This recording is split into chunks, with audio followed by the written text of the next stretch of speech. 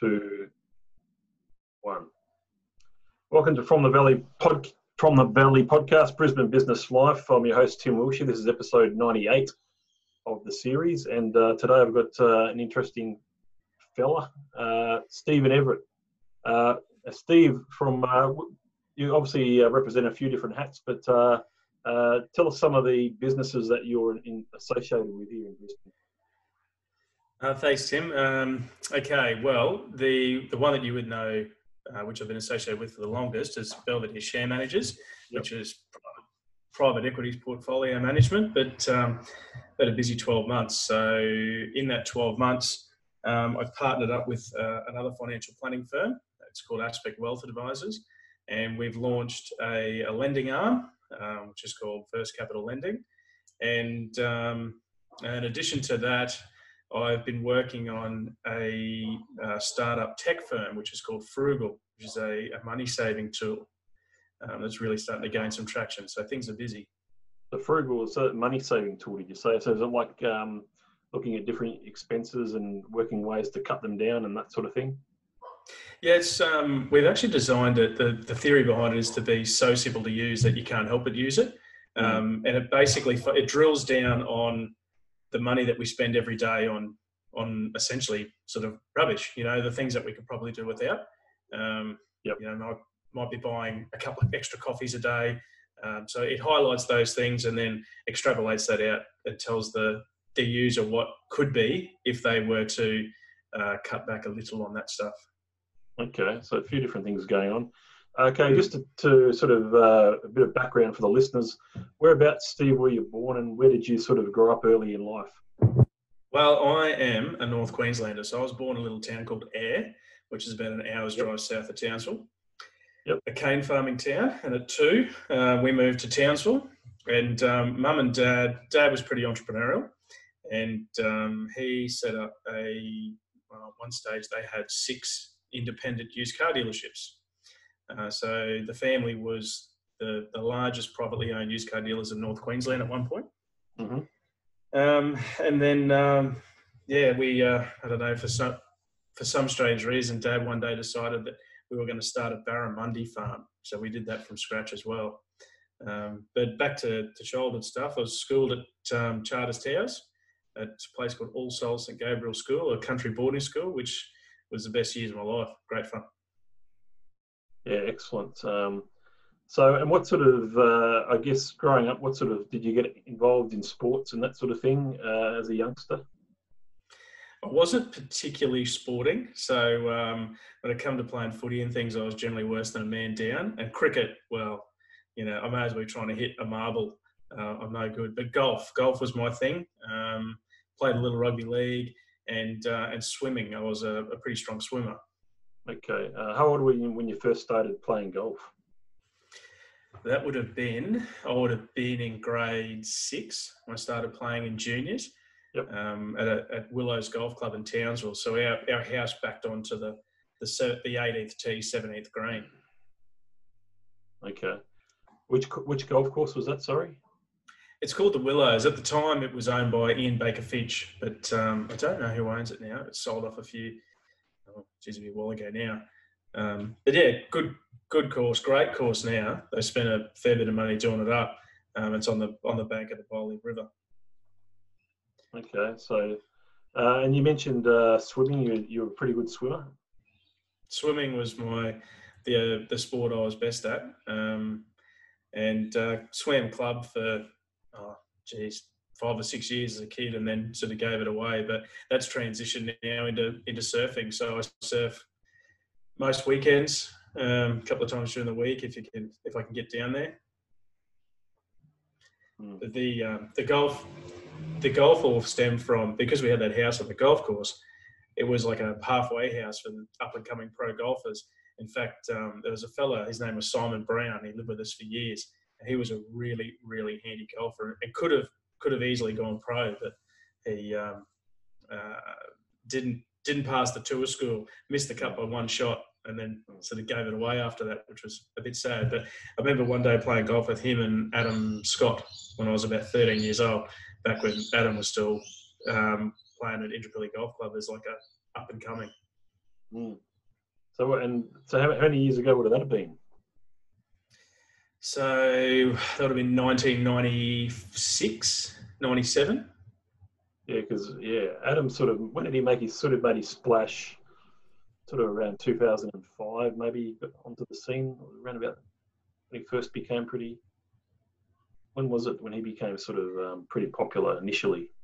Yeah, I'm pretty sure it was around then because the Indooroopilly Golf Club had a really cool, an encouragement sort of grooming program. So the guys that had the ability to be handy golfers would go and play there, and they'd get jobs as groundkeepers during the day, and they'd have sort of open access to the course and practice and coaching. So that would make sense because it would have been a few years after that he really started taking off. Yeah, Indooroopilly is always a good course. I mean, 36 holes, lots of different layouts. You played many games on that over the years? It's been a long time since I played Indro, but I always remember it being just everything about it was just pristine. A lot of it's very nice. You got a lot of those holes that are sort of along the river, or some holes along the river, and different water holes as well. So beautiful course. Going back to younger days again, so a bit of golf, obviously good at swimming. What about? Can you remember what your first job was? Your first part-time job when you were a teenager? My first part-time job was during the week was washing cars at the car yard, which is fun in Townsville when it's 36 degrees and 95% humidity. No. And on the weekends it was working at the Barra Farm. Yeah, so washing cars and all that sort of stuff. What are those sort of first jobs? What are some of the sort of lessons that you learned, I guess, in those early years that you remember that have sort of stuck through and helped you sort of, I guess, your career path, over since you were an adult? I'd say the standout would be that there are always going to be days that are really awful where you just hate your job and you don't want to do it anymore. But unless you power through them, you'll spend a lifetime having those sort of days, because it's not until you power through sort of 6 or 12 months of, and I'm not talking I'm talking collectively over a couple of years, you got to really go through 6 or 12 months of really crappy days before you start to get traction in any business.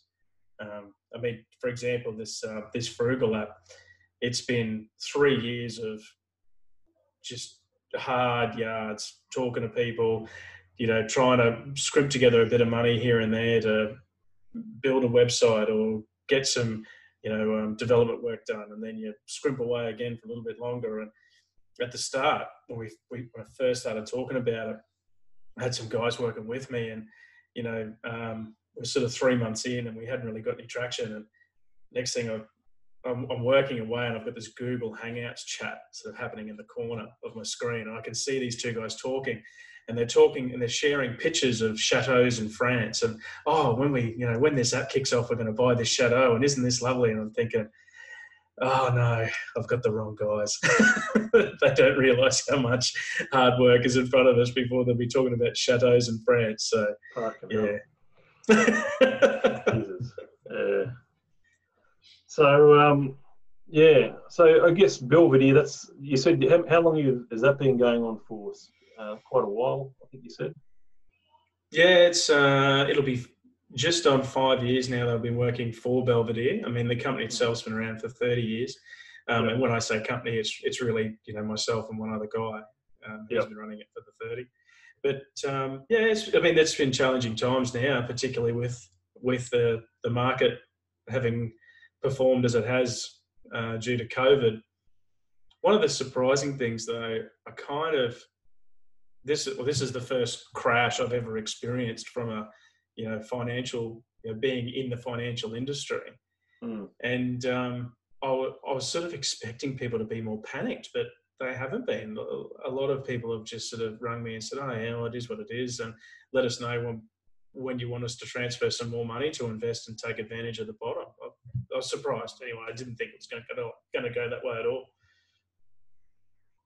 Yeah, yeah. I mean, obviously, the GFC that obviously had a huge impact on the share market back in 2008 and 2009. 7, 8, and 9. That was obviously a pretty treacherous time for the stock market, and obviously we're seeing quite a lot of activity in the share market over the last couple of years. Obviously, a huge increase in the share market value, and to a really peak sort of feel at December just gone, 2019, where you had the All Ordinaries up around 7,200, I think it was as high as that, and then it sort of got to as low as 45, 4,600, and back up around the mid fives again. It sort of jumps all over. It's so volatile, isn't it, the share market? It has been. It's interesting that you say that December had a real sort of top feel about it, like peak feel, because I must admit I had the same feeling, and you're not the first person that have said that to me. So it's interesting how it played out. I mean, notwithstanding this COVID thing's been more like a black swan event, but it's just interesting that it still managed to play out the way that everyone's gut feel said it was going to. Yeah, it's certainly it's pretty hard to predict. The share market is, to me, I hate. I mean, I'm an analytical thinker. A lot of the time, I'm an accountant, tax agent, and I like to. I could never predict exactly what's going to happen in something like the share market. So people investing in the share market, or you can really, from what Jeff Cumnick, who works next door, what he's often said is, it's obviously a long-term strategy. Things go up over time, long-term. So you're going to have these volatile moments, but you've got to look at obviously a longer period of time. So is, I guess, getting involved in that sort of industry, if we want to touch on it, what have you sort of learnt from when you started there at Belvedere, and what have you sort of, I mean, what's day today sort of work look like for you when you're working with these guys? Well, the biggest lesson I learned is that I'm not a share trader. Like, as in, you talk to these guys and I bought this morning at $10 and I sold this afternoon at 12, and that's not me, because I think I probably share that quality you just mentioned that you've got, which is that analytical sort of process thinker. So by the time I've done enough due diligence that I'm comfortable with something, it's certainly not a short-term trade prospect. Notwithstanding, there has been some times where you'll turn the screens on in the morning and the open will happen, and a stock that you own jumps up 10 or 15% on really nothing, and you think, well, this is nothing other than just sentiment driven and people punt trading, so I'll take advantage of this and I'll sell and I'll buy it back later, and those sort of things work. But as a day-to-day, it's really just a lot of reading and a lot of talking to people, research.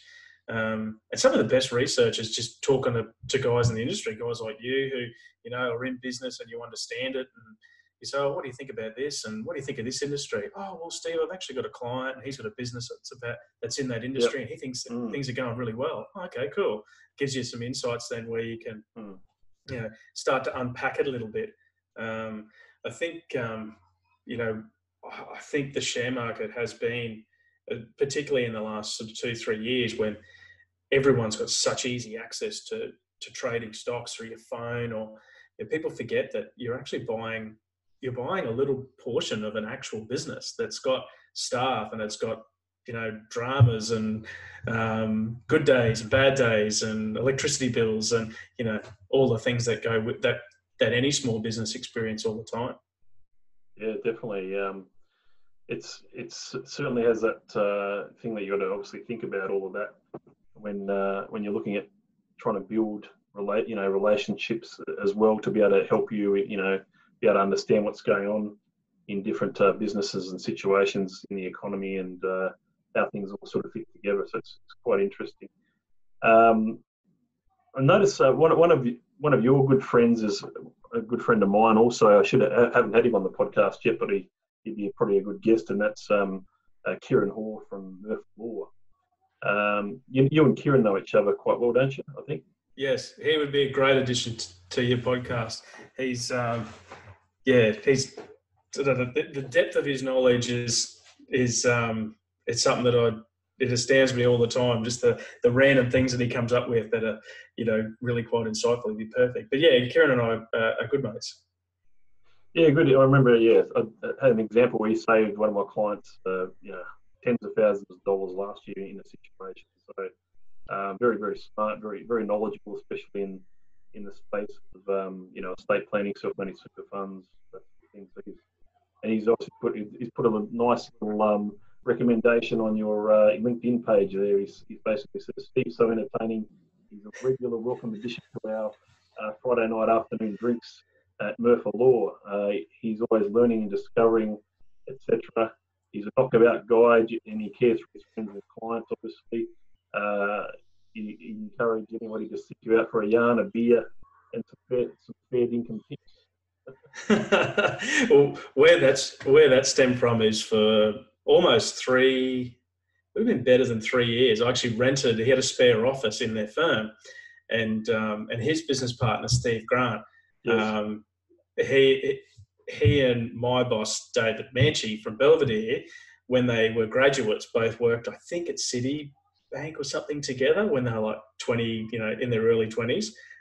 So you can imagine, as you do when you're a graduate working in a business, you make some long-term mates and you run amok and do some drinking and so yeah, when I first started, he said, "Oh, Dave called me one day and he said, 'Oh, how you find it working from home?' I said, 'Oh, it's got its days, but kind of sucks mostly. And I need, wouldn't mind getting some interaction.' So we did a deal with Kieran and Steve, and I rented that office space. So for 3 years, I was like this quasi member of the Murphy Law team. They called me Friday Steve.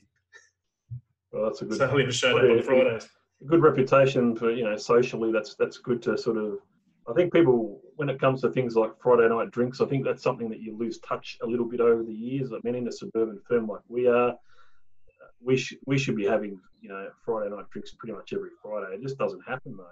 Everyone just gets to the end of the week and say, "Oh fuck, time to go home. I want to go home and see the family or whatever." What do you think of this sort of Friday night drinks sort of feel? Is it something that you feel that is like something that we should be doing every week, or is it something that where you say, okay, let's just do it once a month? No, I think we should do it every week. I mean, one of the things that I learned just from my time hanging out at Kieran's office is the team were as tight as tight, and that they were all mates and they caught up outside of work. And now I tend to think that we've done it to ourselves, because we've got emails on our phone and we've got this happen and that happen, and we're so damn busy all the bloody time that we don't make that half an hour in the afternoon to have a beer and sort of call that. Because as when I was younger and working in different industries, that was always kind of the full stop for the week. All right, boys, it's 5 o'clock, crack a beer, have a chat, talk about the footy on the weekend, and that was the sign off. So no, I think it's a good addition. They should bring it back. Yeah, no, they should keep it. I mean, I think it's always something. I mean, I sort of wasn't saying it was Friday night drinks, but I did have a couple of beers last Friday. I just felt like it was one of those weeks where it was just a bit draining, and you got to draining in a way. And when you got to the end of that week, that's all I could think about was just having a beer to not so much soothe any pains, but to just to quench where we're at. With everything else going on in the world at the moment, with the COVID situation, working remotely, a lot of the time going in and out of the office a bit, and the demand that's been put on accountants with all these different things going on with JobKeeper and cash flow boosts and all that sort of stuff. Beer was definitely welcome. This time last week, so I'm hoping I'll probably have a beer, sooner or later anyway, but tonight. But we'll see what happens. Also, you said your parents were involved in all those sort of car dealerships back in the day when you were young and growing up and that sort of thing. You've also been involved in that industry as well, haven't you? I think. Yeah, my first job that wasn't in the family business was a junior salesperson at Zups Holden Mount Gravatt, which in the day was like, that was the prestige Holden dealership in Brisbane. Is that still there, mate? Is it still there at Aspley? The one at Aspley's still there, and Mount Gravatt's still there too. But I don't know what's going to happen now that Holden's pulled the pin. So I imagine they're going to have to try and find another franchise to put in there. But that was my baptism of fire into the working world. At the time, one of the cars that was brand new was a Holden Astra, and it had a feature where you could. This was back when you could like haze staff when they were new, particularly the young guys. And they had a feature where if you press the lock button on the key twice really fast, it deadlocked the car. And so even if you undid the lock from the inside, you couldn't get out. And so we're moving cars around the showroom one day and tidying things up. And one of the guys says, "Oh, can you quickly jump in here and shift this car?" So I get in. So he reaches in the door and he grabs the keys out and shuts the door and deadlocks me in the car. Now, thankfully, it's in an air-conditioned showroom, but I was there for the day. So I think I spent about 5.5 hours locked in this car. as customers would come into the showroom, they'd bring them over to the car and go, "Hey, look, we've locked the junior in the car." Thank God for Snake on a Nokia 8250. It was the only thing that kept me sane. Yeah. So, I mean, what do you think of, what do you sort of learned in that industry from your parents when they had the dealerships and obviously then you've obviously been involved in working at dealerships as well. What sort of skills do you think were your strongest when it came to that industry? Like, did you sort of help with the sales marketing side of those businesses at all? Or? Well, I was a little young when with mum and dad stuff, but since after working with Zups, Dad and I opened our own car dealership down on the Gold Coast, which I had for a few years, and sort of learned a bit there. Then I ran a Honda dealership for another mate of mine, like Honda Motorbikes. But one of the biggest things that I learned from that industry was, and I think a lot of businesses these days, we get so caught up with things like, oh, what am I charging versus what someone else charging? Like cars and anything of that sort of nature, you would know is very price driven. People are always saying, well, how much cheaper can you do this car or this motorbike than the guy down the road? But it's not actually about that. In fact, if you just focus on looking after people and being a bit of a problem solver for them, because when they walk into a shop, they don't know what sort of car they want. They've got some idea. They might have seen something on the road or looked it up in a magazine at the time. But if they've got particular desires or needs, they need someone who understands all of the products that are available to walk them through the bits and pieces so they can make an informed decision. And it was a big lesson to me at the start when I first started selling cars and being a trainee. I thought it was all about price, and we've got to be the cheapest, or you're just not going to sell any product. And it wasn't until after a few years that I realised it's actually got very little to do with price. It's people. Whilst price is important, people want to deal with someone that they can trust, that they have a relationship with, that they feel comfortable with. And if they throw a bit of a curly question or a problem at them, then they will go out of their way a little bit to find the answer, rather than just, "Oh, that's too hard, mate. We'll just do this half-assed thing instead." That was my biggest takeaway by far. Yeah. So obviously you made some fairly good connections over the course of your business career and that sort of thing, and getting involved. Obviously now into Belvedere, and obviously, tell us about networking generally. I mean, what do you sort of? Obviously, you're known as a layabout sort of guy who likes to have a bit of a beer and a bit of chat. But what do you think are the best forms of networking, and what are you sort of, going forward? What do you think you're going to be doing, even though that may be hard to predict with what's going on? It's funny because in a conversational situation like this, I'm really comfortable. And if you and I were at the golf pro shop, or the golf members bar, having a beer and having a chat, then no issue. But when we get to if I was to go to like a networking drinks, I'm often the guy that's sort of standing in the corner that doesn't really know how to engage anyone. Okay. So that's just a little nuance of mine. But as far as networking goes, I am really starting to learn now the value of, actually putting yourself out there on social media. I mean, social media these days is the old school business card that you would hand out to the people in your street, or, the people at the golf club, or at the Sunday sesh with watching the footy at the pub. But realistically, we've got these tools, these things like Facebook, LinkedIn, that allow us to broadcast to our network of, contacts that this is what we do for a living. Now, that doesn't necessarily mean that they're going to say, oh, well, if I'm going to invest some money or get a mortgage, I'm going to talk to Steve, or that if I'm going to get some accounting done, I'm going to talk to Tim. But it's still it's a good starting point, because people like to deal with people that they know. Yeah, so if you broadcast who you are, as in, you don't have to.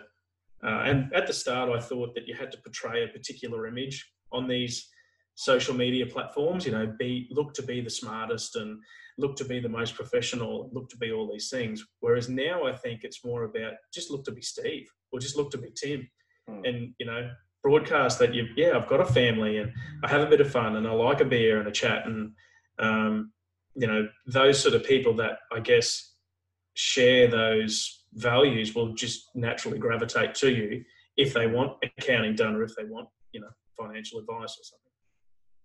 Yeah, no, that's certainly fair. I mean, golf is obviously a big love, and obviously that's still, I guess, as far as hobbies are concerned, would that be number one at the moment? Yeah, it is, especially now that we're allowed to do it again. It was a bit hard there for a minute. We weren't allowed to. Nudgee is my home club, as you know. Yep. And it was closed, which sucks, because I've just built this brand new golf course. That's awesome, and I haven't even had a chance to play it yet. I assume, is Kapira your home club? No, I don't have really a home club per se. I'm more of a social golf player. I sort of go from one course to the other. I don't really want to tie myself down to one particular course.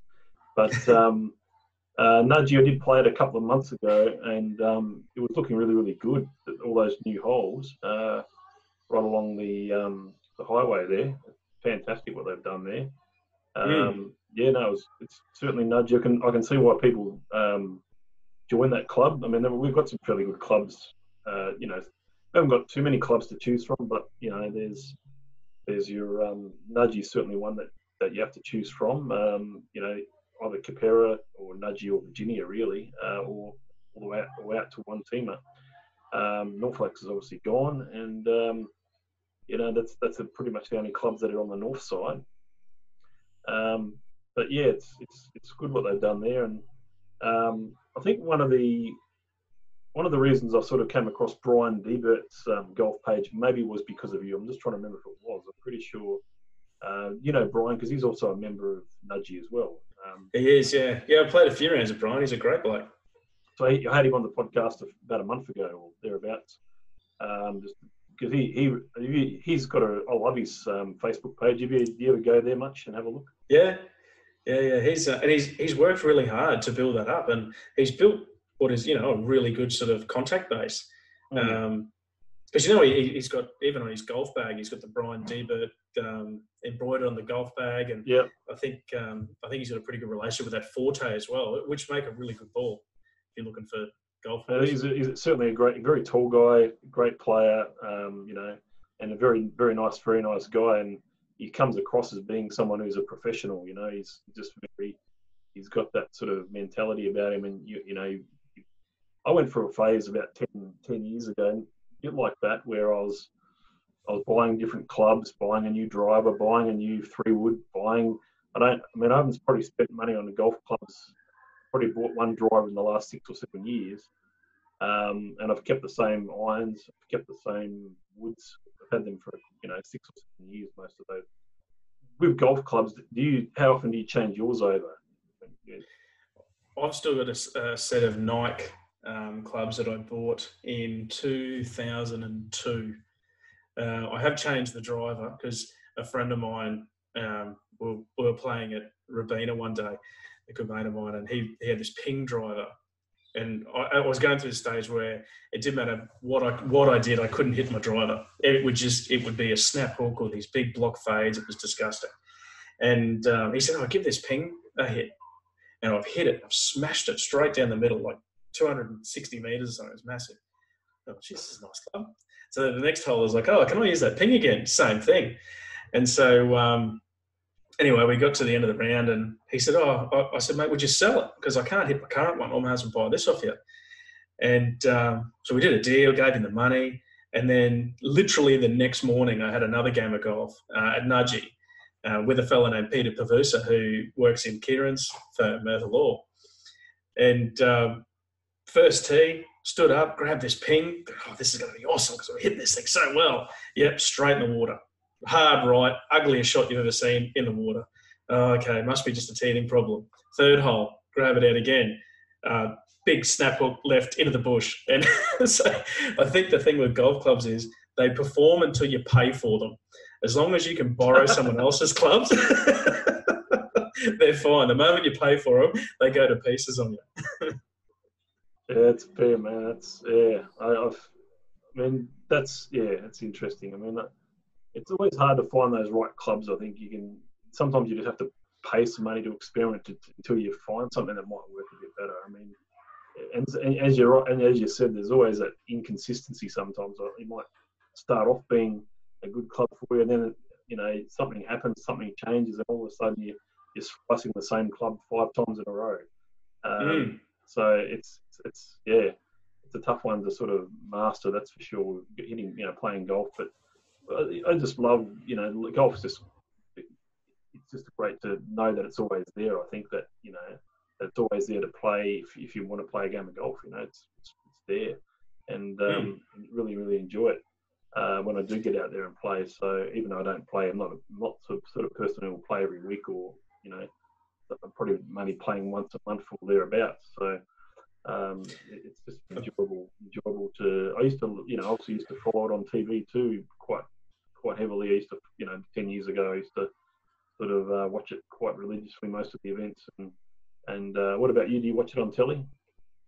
Oh, I haven't for a while. I mean, we've got, my wife and I have got the 2-year-old in the house, which keeps us busy, and then work's been a bit crazy for, I have to say, coming on sort of 6 months now. So, TV for us has been, try and watch an episode of Better Call Saul or something for half an hour while you eat your dinner, and then go back to doing work or tidying the house up or picking up after the 2-year-old. But I think one of the things I think is really underestimated for golf is how much of it's actually physical fitness. And you talked about Brian before. I noticed when he swings a club, because he plays so much, and he must train or something as well, but he's got this really sort of definite swing about him, and he hits the ball a mile. It's a beautiful shot.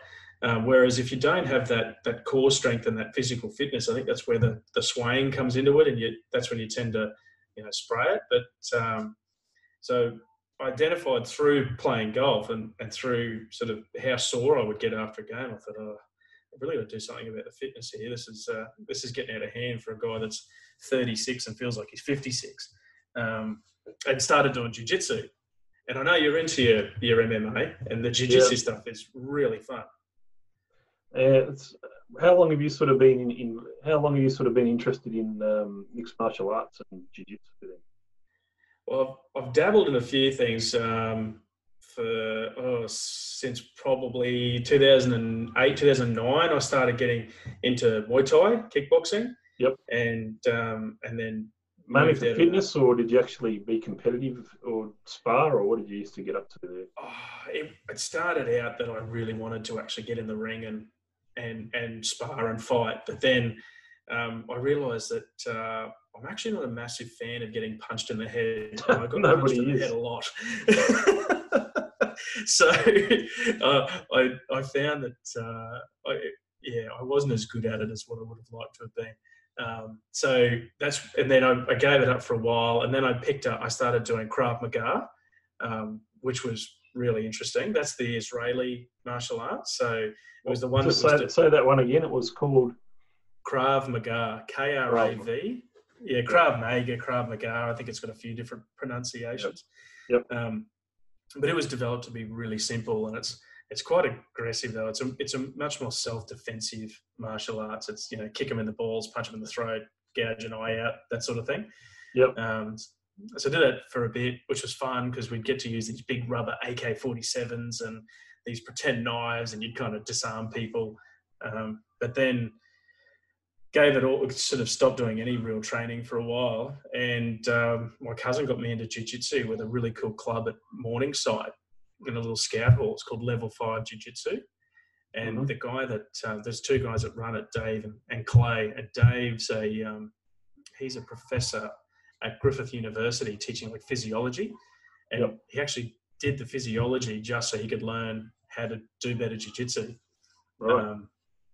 So it's, but it's good in the sense that you can enjoy that martial arts without getting punched because there's no striking and kicking. So for sooks like me, it's great, but also good for the ground fighting for the MMA, as you would know. Do you like watching it on TV at all? I do. I love it. I mean, I'm not disciplined enough with remembering when the fights are on and things, but when I've got a mate that follows it religiously. So whenever there's when there's a decent fight on, he rings me and goes, mate, there's fights on. I've bought it on Main Event. Come round, beers in the esky, we're watching it, and I love it. I just wish I could be a little more disciplined and sort of follow the fighters better. Yeah, I guess I'm one of those sort of people who fight. Once I sort of get into something, I really sort of get into it. I go through so many different phases when it comes to sport. Like if I go back to the late 80s, the early 90s, it was all about English Premier League soccer. It was, and then after that, it was the NBA. I used to and still love NBA to this day, NBA basketball. And then it was, you go through different stages. It might have been ice hockey for a year, the NFL, the baseball, different phases. And then obviously NRL, AFL, still like the AFL. But I guess the UFC has probably been more the last 4 years, about 4 or 5 years, probably since Rousey and Home in Melbourne in December 15. November 15. That's when I really sort of got into it, and I've sort of been following it pretty closely ever since. But it's great to watch. I mean, I said I wouldn't like to be punched in the face. I mean, I'd like to do a jiu-jitsu class. I mean, I love doing that. I've been able to meet a couple of UFC fighters and have them as friends as a result of my interest in the UFC. And I've been travelling. I've travelled to Auckland a couple of times to watch events. I've seen it, in Perth and Adelaide. So it's great to watch live as well. But it's just one of those things. I really, hooked on it for now. We'll see if in 5 years' time whether I'm still hooked on it or not. Probably not known if you sort of look at history, but you just never know what the next in thing is, or what people sort of get, get interested in. So, mate, if you get the inkling one day and you want to have a go at the jiu-jitsu classes, you live way over the north side though, so it's probably not. I live about Windsor. Whereabouts are you at the moment? I actually just shifted to Charlotte Park, so I've now moved to the south side. But the gym's a fair trip to Nudgee for golf. Yeah, it is. It's I was living just across the highway from the Nudgee golf. Club, so it was convenient. But we shifted down here just with the house we've got now. It's got a bigger block of dirt, and we've got a caravan and a couple of dogs. It's a bit more family friendly. But the gym is at Morningside or Belmont. You know where the cemetery is? On the hill there on Wynnum Road. Okay. There's a little scout hut in there. Yep. So you should come along one. Well, you can't at the moment because we're all shut due to COVID. But post-COVID, you should come along one day because the guys that all train there, they're good in the sense that no one's there to try and be a hero. Like it's sort of more about the learning and the experience than trying to be the guy that shows everyone up. Yeah. Yeah, no, it's I enjoy it. I enjoy that. So, any other interests that we should know about, Steve? Anything else that sort of floats your boat at the moment? I have got a pilot's license, and I wish I could fly more. Have you flown a plane? So, how many times have you flown a plane? I've done about 50 hours, I think. So the average, actually probably slightly more than that. The average is about 40 hours to get your license. So Yep. as a kid, I was in the Air Force cadets and was always going to be a fighter pilot. Like that was just what I was going to do. But the guidance counsellor at school failed to mention, and I probably could have researched it myself, it's not all her fault, but failed to mention that you need to do like top maths and physics. I think I did maths B, and maths C was the top, and physics. So when I applied to be a pilot in the Air Force, they said, well, I'm sorry, you have to go back to school for 12 months, which when you just got out of school, it's like, oh, that's not happening. So, yeah, fuck that. So I, save my money from working for the parents, and I was flying a plane at the time called a Skyfox Gazelle, which is almost an ultralight. It's like balsa wood, ailerons and canvas instead of tin, and we're doing circuits at the Townsville Airport, which is a RAF controlled airport, one day. And my instructor had been to a wedding the night before. And whilst he wasn't, like he was still a little bit dusty and hungover, and whilst he wasn't sort of in a state that he wasn't allowed to fly, because you've got to be, I think it's 8 hours bottle to throttle to fly a plane, he still was a bit under the weather. And we're in this hot little cockpit flying at 1,000 feet. And, it's summertime in Townsville, so it's hot outside, it's hot inside. And he just looked at me and he said, mate, I'm really sorry. And then the smell hit. So in this tiny little plane, so we're at 1,000 feet flying past the tower, and we've got the plastic gullwing doors of this little plane like flapping in the breeze, trying to get the smell out of the cockpit. And next thing, the air traffic controllers on the radio to us, keeping in mind these are all RAF staff, and she's, oh, are you trying to signal us? Is everything okay? And he's looking at me and he's like, please, whatever you do, don't tell him what's happened. Just tell him it's too hot or something. But yeah, that's flying it's a ton of fun, and if anyone's interested, I recommend they go and do it. It's really cool. It's been a while since you did that. When was the last time you were out doing that? Oh, it would have been before we moved back from Townsville back to Brisbane. So it, when was that? That was like 2012 was the last time I flew.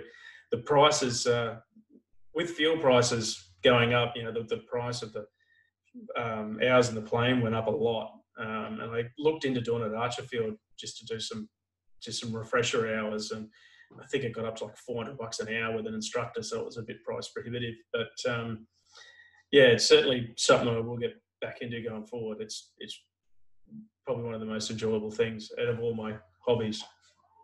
Yeah, okay. Well, there you go. I didn't know that you're sort of into flying and enjoyed doing that. So that's quite cool. I think at the top of the show, before we sort of hit record, I think you said something about you've been on Sky News before, have you? Or that's with Belvedere, or?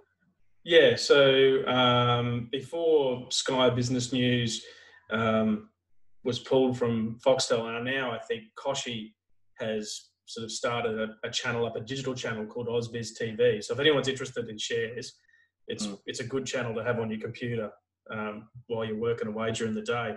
But yeah, they would ask us, Dave and I, to come on from time to time and just do little segments about different stocks. The research that we'd done, and sort of explain it to the viewers. That was fun. The first, there's actually a video, a quite funny video on my YouTube of the first time I did a set, and you're in this little room in at the building at Bowen Hills there, the News Corp building, and there's a TV off to one side, and as I'm looking at the camera, I could see myself on the TV in the corner. And so when I would stop talking, that TV wasn't looking at me, it was looking at Ingrid or Nadine, the two hosts. I just assumed that I wasn't on the camera. So I'm like looking around and glancing to the side and watching this TV, nervous as hell. But I didn't realize there's a delay. So while I thought the camera wasn't actually on me and I'm looking around and being nervous, it was. So I got plenty of flack on social media from mates about how nervous and untidy I looked at my first Sky Business News appearance. Got easier though. Yeah, I'm sure it does. I think I just found it on YouTube. I might have a look. It says Village Roadshow Limited Top Golf. That Yeah, it could. that one That of might them? have been one of the last ones I did. I'll see Okay. if I can find the. I think I did probably, I don't know, four or five different crossovers and from the News Corp thing over time. But I'll see if I can find the funny one and send that to you because it's quite a laugh. But yeah, Yeah, that was one of the ones I did on Village. yeah. That's nearly 2 years ago. That one. Yeah, yeah. The Sky Business Channel kind of went through a bit Well, of I a used to brand like. change. I did used to like watching it. I did for a while back there. Probably not more so in recent years, but I did enjoy watching Sky Business News. I thought it was quite good. There's one guy that I sort of followed there.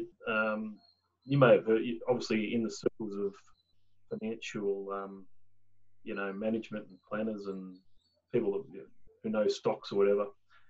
You may have come across Roger Montgomery. Yeah, yeah. I haven't. I've never met him face to face, but I remember him from the show. Yeah. Yeah, so he was on the show a few times. I always thought the guy was fairly intelligent, and I think I bought one of his book, not that, or whenever it came out a few years ago. That was quite interesting, valuable, I think it's called. Yeah, but he seems like an interesting guy. What about any other presenters on Sky News in relation to the obviously stocks and that you sort of get good research or get good intel from or respect? Well, actually, I had a lot of time for one of the hosts, a guy named James Dagan Nixon, who I think might have went to AFR when they rebranded Sky Business News. But yeah, I always found that he was really in touch with, like, the fact that he was a journalist but was able to still maintain, the coverage of all these different stocks was I thought was a real testament to his intelligence and how committed he was to the job. I mean, I guess having a knowledge and having research on lots of different stocks, it couldn't be an easy thing to sort of, I guess, for a stockbroker, financial planner to sort of keep abreast of. But obviously, the information that's out there at the moment makes it a bit easier, doesn't it? The way with technology and different things that are going on. Is there obviously there's a bit more to it than good technology though, isn't there? There's obviously, as you said, talking to people, getting a feel for what's going on out there is pretty important. Yeah, it's one of those things where, I mean, for a stockbroker or anyone who's a fund manager, stock picker, so to speak, it can be a bit of a thankless job, because if you do something, if you get one right, no one remembers, and if you get one wrong, no one forgets. So, but access to information is a bit of a double-edged sword. So it can be really handy in that we've got access to information so quickly through the internet. But it also means that once upon a time, if you would research the company and you thought something bad was going to happen, so you'd ring up your stockbroker and you'd say, "Hey, Fred, I'd like to sell these shares because I just heard on the news that this potential problem's occurred." And Fred would, if it wasn't quite accurate, he might say, "Oh, well, that's not actually the case, and X, Y, Z, and I wouldn't sell those shares. Maybe just hang on to them." Whereas now people just sort of shoot first and research later, so we get these big swings in stock prices. And then, of course, you've got the issue of, well, what information's correct and what's not. So that's why I've always found it, and that's obviously part of what you're just saying there, but I just find it's fascinating that there's just such people just are trigger happy when it comes to buying and selling shares. It just seems to be a bit of sheep mentality, a bit of, everyone seems to be coming to the same sort of conclusions for whatever reason. And as a result, at the same time, and as a result, selling off, prices go up, prices go down, and it fluctuates quite dramatically. And it's, to me, it's, why does it? So is it ever going to not be like that? It just seems like it's been like that, forever and a day. That there's always these different swings going on. I think we can blame the liquidity and the low transaction costs on that, because you think if you're buying and selling a house, you've got thousands it's going to cost you to get in and out. Yeah. And whereas with a share, you go, okay, well, look, it's going to cost me $20. I'll sell it now, and then maybe later I'll buy it back, or I may not. Or I'll buy on a whim, and if I get it wrong, well, I'll just take the loss and sell it. So yeah, I don't think that that's really going to change in the medium term. But what I do think is if you've got the time and the inclination and the patience to do the research properly, and buy these companies as if you are, forget that you're buying a share on the exchange, and just think about, I'm actually buying a piece of the business, and treat it that way. You can profit from that volatility, in the sense that when everyone's selling off on a whim, you can go, well, I actually know that this is going to be okay, so I'll just buy it here and sit on it for 2 or 3 years, and everything will be good. Yeah, mate. There's been some pretty good insights into these discussions that we've had here. So it's been quite good. But anything else? Any other stories that you wanted to sort of bring up, or any other interests that you'd like to share? What does a long weekend look like for you in isolation? Well, the Easter weekend, we unpacked the caravan in the backyard, and we pretended to go camping. So that was our isolation. We had a little fire in the backyard, and it was pretty good. But I think this weekend's going to be far quieter. Maybe try and get a surf in. The surf's 2 to 3 foot and perfect. So it's the time to be doing it. Hang on, did you say surfing? Yeah. Did I not mention that? No, or wherever. I didn't know that was another hobby that we didn't know about. But surfing. So where would you go surfing on the weekend if you were going to go? Most times I catch up with a mate that lives just near Main Beach. So our preferred spots are Main Beach near the gymnasium there, that's on the beach, just across the road from SeaWorld. Or Tugun's another good spot. Tugun's one of my favourites. Or Kingscliff. Try to steer away from the points. It's too many people, and I'm too much of a Gumby surfer, so I just get in everyone's way. So is Shayla Park within 50 kilometres of Main Beach? Yes, it is. I checked it on the app, thankfully. I checked it on Google Maps to see. Because we're just near the Hyperdome, so it's just on the highway and you're there. It's actually good being on this side of town from a surfing perspective. What about Burleigh? Is that too far away? Yeah, well, Burleigh, no, I actually don't know. I have to check, but Burleigh's, Burleigh gets a bit busy. One of the, earlier this year, I did a trip over to Papua New Guinea for a surfing trip. We went to a place called Tapira, which is about 3 hours drive in the back of a truck down a bumpy dirt road north of Madang. And I tell you, if you ever wanted to know what paradise looked like, that's it. Just the absolute magic part of the world. What do you think is the of all the? Is it stand up you're doing or bodyboarding? No, it's just normal old surfing. So stand up, stand up surfing. Okay, yeah, that's good. Just checking. Right on 50 k's pretty much from where you are to surface. So is it? Probably get away with that one, I'd say, but you probably wouldn't get far any further. Sneak in under the radar, just. Yeah, probably. Depends. Yeah, it all depends where you go, I guess. But yeah, that's. What do you think of this 50k thing? Do you reckon that's going to get lifted in the next couple of weeks, or what do you? It's hard to know. I feel like it sort of has to. I mean, we've got. I've been checking watching the updates from Anastasia Palaszczuk, and I think the last few days we've had 0 new cases. So yeah, I get what they're saying, and that if we all sort of start running back to pubs and things, then it could sort of kick off again. Just aren't many. I don't know if there's a lot of instances. I mean, when you look at the numbers, we already had at the end of March, we already had well over 800 in Queensland alone. And we've only just over hitting 1,000 since it started. So we only had 200 cases in the last month. 200 new cases in the last month. All the ones that have obviously from March have either died or recovered. So it doesn't appear like there's a lot of active cases in Queensland. There might be 100 active cases or something. It's not like there's a lot. But yeah, it's just a matter of, and to me that's surprising. It's really surprising that we've been able to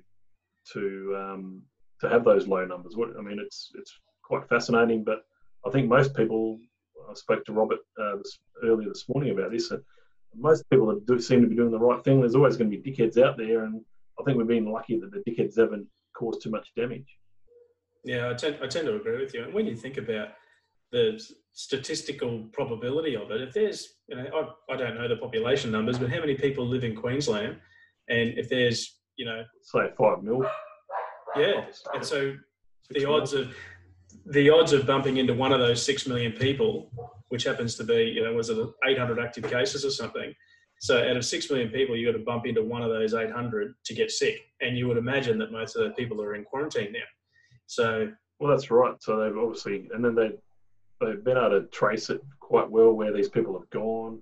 You're downloading this app now. It's sort of all helping to try to keep things squashed, I guess. So I don't know. It's hard to know when restaurants are going to be open again, but sport. We've been hanging out for AFL. We've been hanging out for NRL. Golf. I don't think they've been playing any golf professionally. That is. But it's good that the golf clubs are back open again. When was the last time you played a game? Just recently, or? Yeah, I had a little hit at Nudgee with a friend late last week. Took the afternoon off, and we went and played 18, and it wasn't awful either, which is surprising given how long it's been. What just out of curiosity though, just reverting back, what do you think of that? What are your thoughts on that app? I don't really think about too much, to be honest. I'm not it's just like anything. It's just another app on your phone. There's a lot of apps that are already on your phone. It's just another one. Is it going to be helpful? They say it is. I mean, and a lot of people wouldn't have downloaded it if there wasn't a lot of trust in what's happening in Australia when it comes to I think what's happened over the last month is the trust seems to have been built back a bit when it comes to the government, and in relation to the bit of luck, I guess we've not been able to have a large number of infections, but they obviously they did quite a lot of good things that made that certainly helped that luck as well. And obviously, look at a lot of these other countries; they should have contained it a lot better, but they never did. America's probably the case in point there. That they had plenty of time to be able to sort it out, and they couldn't get on top of it from very early stages. It just spread like. I guess you could compare the spread of the virus over there to how the bushfire spread. Here last year, that it affected such large areas of our country. You can probably look at it like that.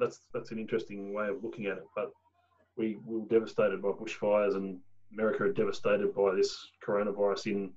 When you're looking at the number of people that have died from it, and you're looking at the number of people that have got it, over 1 million people in America, which is 1 in every 300 have had it. Yeah. Actually, at one point I read something that said that there was one person dying every 15 minutes in New York. Well, that would be right, yeah. Yeah, so that's incredible numbers when you think about it. It's quite scary, really. I raised the app because you've been hearing from people are saying to me, "Oh, don't download it, Steve. They're tracking your data and they're tracking where you are and what you're doing." But then I sort of think, well, I'm sure they've got more important and interesting people to track than me. And even if they did want to track me, surely they could do it, like you said, through one of the other countless apps that I've got on my phone that are allowed to use tracking data. Social media leaves footprints, all that sort of stuff at the end of the day.